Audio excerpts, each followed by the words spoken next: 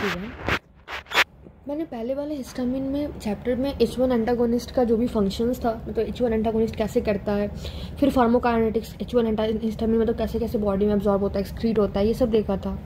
Side effects देखा था, toxicity देखा था। फिर हमने H1 anti histamine first generation के बारे में वो सब बातें की थी। फिर हम सेकेंड जनरेशन एंटी हिस्टामिन के बारे में कुछ बातें किया था। Now we are continuing with the second generation antihistamines and we will also look the uses of H1 antihistamines and हम उसके बाद H2 एंटागोनिस्ट को भी हम लोग देखेंगे। Okay, so let's start. हमने देखा था कि जो सेकेंड जनरेशन एंटी हिस्टामिन हमारे सोसाइटी में आया क्योंकि it has the absence of CNS depressant property and it has higher H1 selectivity, means कोई भी कोलिनर्जिक साइड इफेक्ट्स नहीं होता है इसमें। ठीक है, an example is fexofenadine, cetirizine, levocetirizine, azelastine and mizolastine. Okay, this are some examples. After that मतलब कि इतना देखा था। अब हम लोग देखते हैं कि जो न्यूअर ड्रग है बेसिकली उसका क्या फंक्शन है मोस्टली, कि इनमें जो H1 एंटी हिस्टामिन, जो first generation H1 anti histamine था उनमें ये था कि वो मतलब कि इम्पेयर कर देते थे हमारे साइकोमोटर परफॉर्मेंस को। बट ये जो न्यूअर ड्रग है उनमें ये है कि उनमें ये एडवांटेज है कि वो इम्पेयर नहीं करते हैं साइकोमोटर परफॉर्मेंस को। ठीक है ना, जैसे ड्राइविंग ये सब में कॉन्ट्रा इंडिकेट नहीं करेगा। जैसे H1 जो एंटी हिस्टामिन था उसको हम लोग जो पर्सन एक ड्राइवर है उसको हम लोग नहीं दे सकते हैं क्योंकि उसमें उसको स्लीपनेस आ सकता है, लेकिन इसमें ये कंप्लेन नहीं है। ठीक है, this one is the thing. So we will write here. So here I have written कि जो न्यूअर ड्रग है उनमें एडवांटेज है कि वो हमारे साइकोमोटर परफॉर्मेंस को इम्पेयर नहीं करते हैं, इसलिए ड्राइविंग में कॉन्ट्रा इंडिकेटेड नहीं है, कोई भी no sleepiness, it cause no sleepiness. Okay, after that हम लोग ये जितने भी ड्रग है फेक्सोफेनाडिन, सिट्रिजिन, लेवोसिट्रिजिन, एजिलास्टिन, मिजुलास्टिन, ये सब के बारे में हम लोग अभी देखते हैं। ओके, सो सबसे पहले हम देखेंगे fexofenadine. For this we will look, ये बेसिकली क्या है, एक्टिव मेटाबोलाइट है।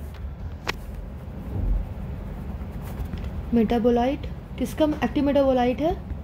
Of terfenadine. ओके, ये सबसे पहला non sedative second generation anti histamine release हुआ था, बट इसको हम लोग बेड्रॉइन्स को अब यूज़ नहीं करते हैं because it causes several deaths. Okay, due to the ventricular tachycardia. Okay, so you can remember this much. And एक चीज़ और, मतलब कि you can write here that now withdrawn because of several death due to ventricular tachycardia। Okay, तो ये drug को हटा दिया गया। Okay, and there was one thing also कि जो फेक्सोफेनाडिन था वो क्या करता था, it penetrates the blood BBB, blood brain barrier, but it in the poorly, it means that in less amount, so it produces minimal sedation.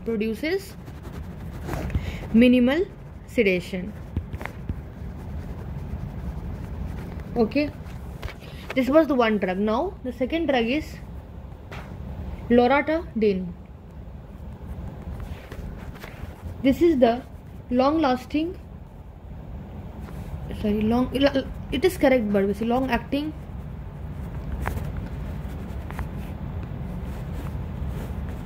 selective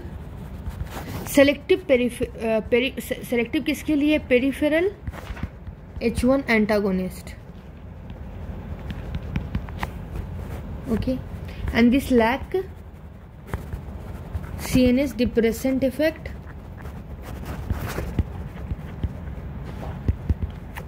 and this is fast acting. Okay, now the next drug is cetirizine. Okay, cetirizine is basically, it is the metabolite of hydroxyzine. Okay, and hydroxyzine सबको याद होगा कि hydroxyzine is highly sedative, that is the H1 antihistamines में आता था। तो cetirizine is the metabolite of hydroxyzine and it has also the the affinity for peripheral H1 receptor. Okay, this penetrates the blood poorly, but it also penetrates and it produces mild sedation. It inhibits the release of histamine and cytotoxic mediators from platelets as well as eosinophil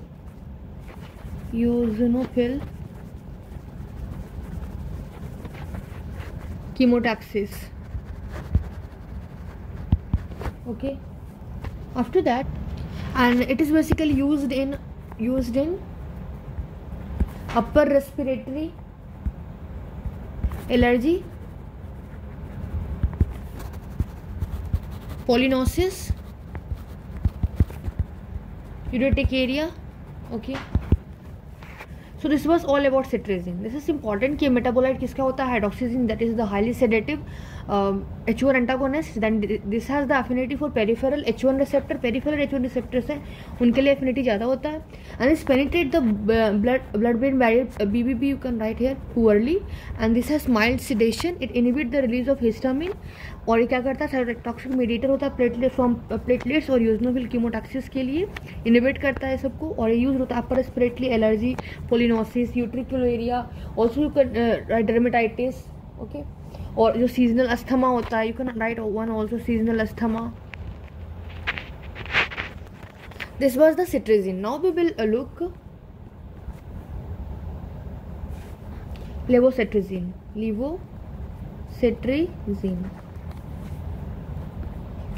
Levocetirizine, it is only enantiomer, so you can write it as the active or enantiomer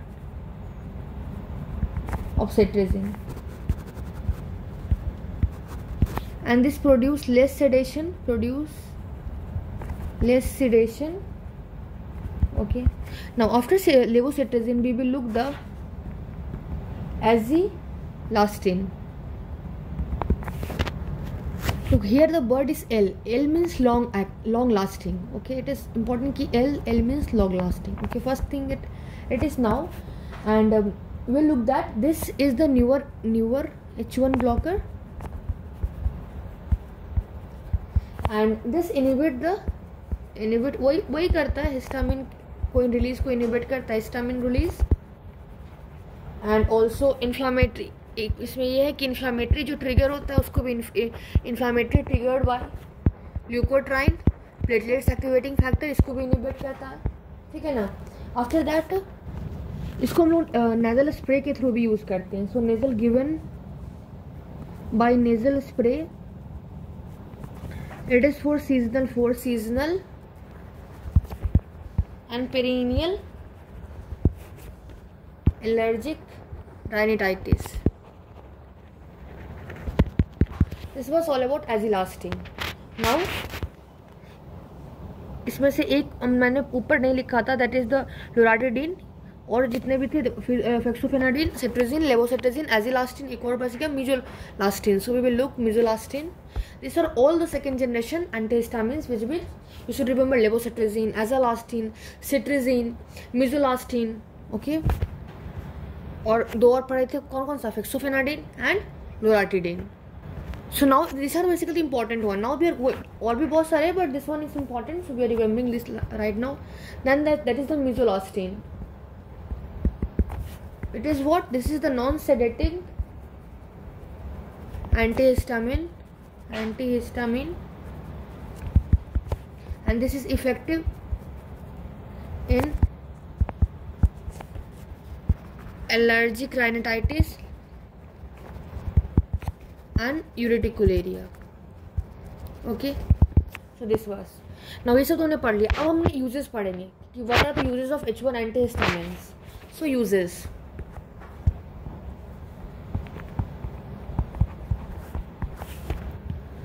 हमें समझना कि basically uses किस किस basis पे होगा।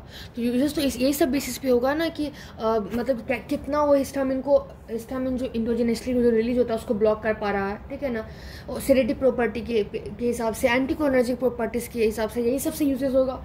So the very first we are looking is the uses. First the uses is allergic disorder, in allergic disorders.